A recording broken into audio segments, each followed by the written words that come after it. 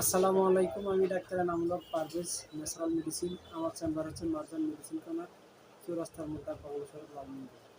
আমার আজকের বিষয় হচ্ছে আইবিএস নিয়ে। আইবিএসটা হচ্ছে আসলে মূলত ইরিটেবল বায়াল সিন্ড্রোম।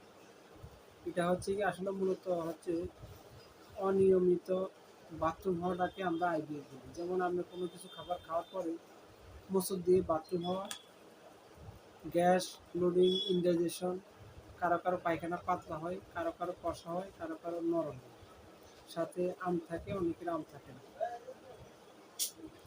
আর সাথে সাথে ইনডাইজেশন, গ্যাস, ব্লিডিং এগুলো থাকে, পেট জ্বালা পোড়া, চুকা ডেকুর উঠা। এখন মূলত কথা হচ্ছে আমরা আইবিএস থেকে ভালো হতে হলে আমাদের কিছু, আর আইবিএস হলে কী কী সমস্যা হয় দেখা যায় আমাদের কোলনে over growth fungus, over growth parasite, এই সমস্যাগুলো হয়।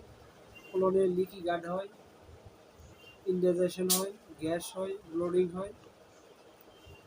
এই জন্য আমাদের যাদের আইবিএসের সমস্যা হয় তাদের ভিটামিনের অভাব থাকে, মিনারেলসের অভাব থাকে, ভিটামিন ডি3 অভাব থাকে, তাদের জয়েন্ট পেইন হয়, একজিমা, সোরিয়াসিস, এই সমস্যাগুলো হয়। এই জন্য যাদের আইবিএস আইবিডি আছে তাদের আমাদের পেটের গার্ডটারে আমরা সবচেয়ে বেশি গুরুত্ব দিই। পেটের গার্ডটা হচ্ছে আমাদের সেকেন্ড ব্রেন। আমাদের পেটের গার্ড ফ্লোরাটা যদি ভালো না থাকে তাহলে আমাদের আইবিএস হওয়ার চান্স থাকে। আর যারা গ্লুটেন জাতীয় খাবার বেশি খায়, যেমন শস্যদানা, জিএমও খাবার, রং খাবার, সিনথেটিক ফুড, এই খাবারগুলো আমরা যারা বেশি খাই তাদেরও আইবিএস হওয়ার চান্স থাকে। এই জন্য আমরা সিনথেটিক ফুড, জিএমও ফুড, রং ফুড এগুলো একটু বাদ দিতে হবে। আর যারা অতিরিক্ত স্ট্রেস করে, দুশ্চিন্তা করে এবং ঘুম মারে তাদেরও দীর্ঘমেয়াদী আইবিএস আইবিডি হওয়ার চান্স থাকে। এই জন্য ঘুম মারা থেকে বিরত থাকতে হবে এবং ভালো খাবার খেতে হবে। যে খাবার খেলে অ্যালার্জি বাড়ে, যাদের আইবিএসের সমস্যা আছে তাদের অ্যালার্জিও বাড়ে, অ্যালার্জি জাতীয় খাবারটা বাদ দিতে হবে। এবং পেটের গাট ফ্লোরাকে ভালো করার জন্য আমাদের স্যাকারোমাইসিন ব্লাডি আছে, এটা খেতে হবে। এবং ভিটামিন ডি3 লেভেলটা ঠিক করতে হবে, এক্সারসাইজ করতে হবে এবং ভালো মানসিক প্রশান্তির চর্চা করতে হবে।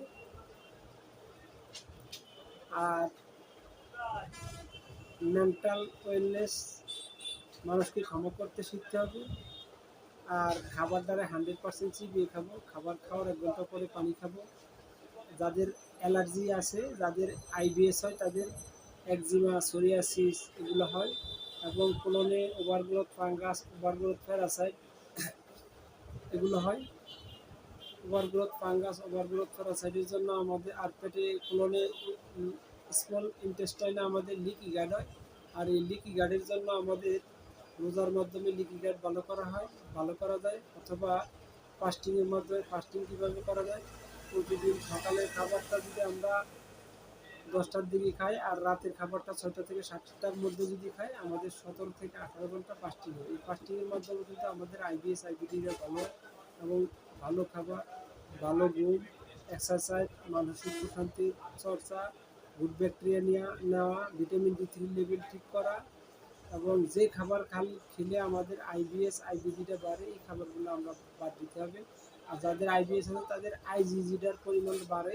এর জন্য যাদের আইবিএস আছে তারা অ্যালার্জি জাতীয় খাবারটা টেম্পোরারি একটু যদি বাদ দেয় তাহলে তাদের আইবিএসটা বাড়বে। আল্লাহ হাফিজ, আসসালামু আলাইকুম। আমার এই কথাগুলো দ্বারা যদি একটু উপকৃত হন দয়া করে একটু লাইক, শেয়ার, সাবস্ক্রাইব করে দেবেন।